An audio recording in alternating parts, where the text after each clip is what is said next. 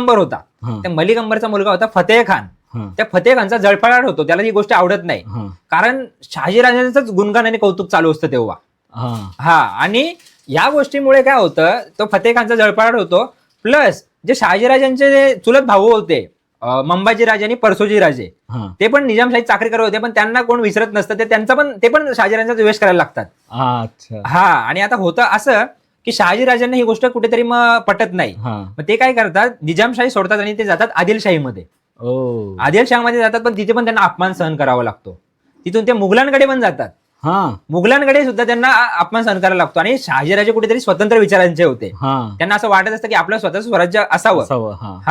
आणि शहाजीराजे आणि जिजाऊ दोघे स्वतंत्र विचारांचे होते, त्यामुळे त्यांच्या मनात ती प्रश्न तयार होतो की स्वतःचं स्वराज्य असावं. त्या दोघांनी प्रयत्न देखील केले, स्वतःचा स्वतंत्र सुभा उभा करून स्वराज्य तयार करायचे प्रयत्न पण केले.